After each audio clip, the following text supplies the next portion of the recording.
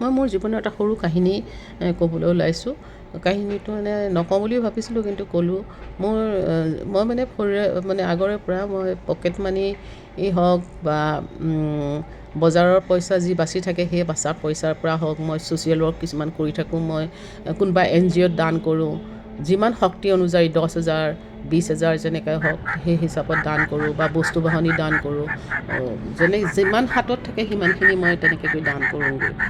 কোনোবা কেঞ্চাৰ পেচেণ্টক কেতিয়াবা অভাৱ হ'ল কিবা এটা, তাত গৈ মই কিবা এটা দান কৰিছোঁ।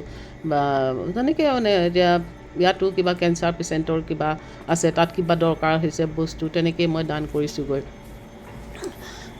কিন্তু মানে আৰু যিবিলাক কুকুৰ মেকুৰী ৰাস্তাত দুখ পাই থাকে, সেই সিহঁতক আনি পেলাই চোৱা চিতা যিমান পাৰোঁ মই চোৱা চিতা কৰোঁ। চৰাইবিলাকক ধৰি আনি ঘৰত শুশ্ৰূষা কৰোঁ। শুশ্ৰূষা কৰি পেলাই সিহঁতক ভাল কৰি পেলাই সিহঁতক এৰি দিওঁ। অৱশ্যে সিহঁতি নমৰাকৈ থকা নাই, মোৰ হাতত মৰিছেও। মৰাবিলাকক নি মই এনেই পেলাই থৈ নাহোঁ, সিহঁতক অলপ গাঁত খান্দি পেলাই মাটিত পুতি থৈ আহোঁ সন্মানেৰে। এতিয়া মোৰ ঘৰত ৰাতিপুৱা যিমান চৰাই আহে, কাৰো ঘৰত হয়তো ইমান চৰাই নাহে। এইটো এতিয়া সেনে তাৰ ডেউকাটো ভাঙি দিলে, আজি পৰহি দিনাখনৰ কথা, ভাঙি দিলে। মই এতিয়া আনি পেলাই তাক সেয়া খুৱাই বোৱাই তেনেকৈ ৰাখিছোঁ। এইটো শিৱসাগৰত মই মেকুৰী আহে মোৰ ঘৰলৈ, মই মেকুৰীক গাখীৰ নি খুৱাইছোঁ। এইটো কোনোবাই পুহিছিলে, পোহাৰ কাৰণে ৰাখিব নোৱাৰিলে, এৰি দিলে, মই ইয়াক কেট ফুট খুৱাই ডাঙৰ কৰিছোঁ।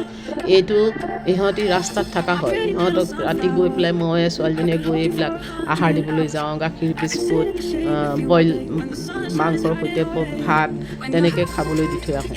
ক'ভিডৰ সময়ত মানুহে খাবলৈ আহাৰ নাপায়, মই সিহঁতৰ কাৰণে এইবিলাক গৈ পেলাই সিহঁতক খুৱাওঁগৈ। নিজৰ পইচাৰে, কাৰো ওচৰত মই আজিলৈকে হাত পাতা নাই। আৰু মোৰ মানুহজন আজি, মোৰ মাৰ ঘৰত থাকোঁতেও মই সৰুৰে পৰাই তেনেকেই জন্তুৰ লগতে ডাঙৰ হোৱা। মোৰ মানুহজন আজি 40 বছৰ হ'ল। তেওঁ নিজৰ পকেট দৰমহাৰ পইচাৰে মই মানে এইবিলাক জীৱ জন্তুক খুৱাইছোঁ। কোনো এদিন মোৰ মানুহজনে মোক কোৱা নাই যে তুমি অযথা সিহঁতক খুৱাই বোৱাই এনেই পইচাবিলাক কিয় খৰচ কৰিছা। কাউৰীৰ কাৰণে মাংস, চৰাই চিৰিকটিৰ কাৰণে সিহঁতৰ নিজৰ দানা, মেকুৰীৰ কাৰণে কেট ফুড, কুকুৰৰ কাৰণে গাখীৰ বিস্কুট, বইল মাংস ভাত, কাউৰীবিলাকৰ কাৰণে মই হাৰ্ডি কিনি আনো এক্সট্ৰাকৈ সিহঁতক খুৱাবৰ কাৰণে। অৱশ্যে কৰিব নালাগে, সিহঁতি নেচাৰেল বস্তু, নেচাৰেলভাৱেই সিহঁতি ডাঙৰ হ'ব লাগে। কিন্তু আহে মৰমত, আহে কাৰণে সিহঁতৰ লগতো ময়ো ইয়াত মানে ওচৰে পাঁজৰে অসমীয়া মানুহ নথকাৰ কাৰণে মোৰো সিহঁতক কিবা এটা নিজৰ লগ লাগে। আৰু মই মানে বিশেষকৈ মানুহতকৈ মই জীৱ জন্তুৰ লগত বেছি সম্পৰ্ক ৰাখি ভাল পাওঁ। আৰু সিহঁতক খাবলৈ দিওঁ সেই ঘনচিৰিকাটোলৈকে, কাউৰীটো, পাৰ, ভাটৌ মোৰ ঘৰত আপুনি সদায় দেখা পাব, সদায় আহে আৰু সদায় খাবলৈ দিওঁ। মই ডেইলি কিমান তেনেকৈ আহাৰ যায়। ইহঁতক এতিয়া ধৰি বান্ধি, এতিয়া ভৰিবিলাকত এয়া য'ত লাগে, চুলি লাগে, ৰছী লাগে, এইবিলাক কাটি কুটি আনি ট্ৰিটমেণ্ট কৰি পেলাই মই ভাল হ'লে, যেতিয়া ভাল হয় উৰাই পঠাই দিওঁ। আৰু যেতিয়ালৈকে ভাল নহয় সিহঁতক চোৱা চিতা ময়ে কৰোঁ। এইটো এটা ভৰিটো সেইটো চিঙা হয়, সেইটো ময়ে তাক বচুৱাই পেলাই মানে ঠিক কৰিছিলোঁ। এইবাৰো ইটো ভৰিত লাগি আহিছে, তেনেকৈ মই কৰোঁ। কিন্তু সেইদিনাখন মই এঘৰ মানুহক ভাত খাবলৈ মাতিলোঁ। মানে মানুহজনে ক'লে, আজিকালি আপোনাক ছ'চিয়েল মিডিয়াত প্ৰায়ে দেখোঁ, যদি তোমাৰ মোক চাবলৈ মন নাই তুমি স্কিপ কৰি দিবা। মিছেছে বহুত শিক্ষিত মানুহ, মানে বহুত হাইলি কোৱালিফাইড আৰু যাক কয়। মিছেছেও বহুত ডাঙৰ পোষ্টত থাকে।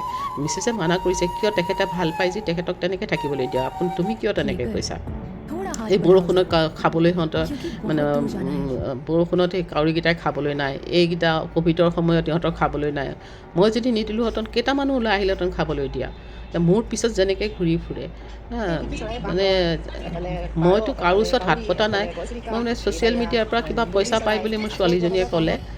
এইকেইটা শিৱসাগৰত বান্দৰকেইটাও আহিছে খাবলৈ।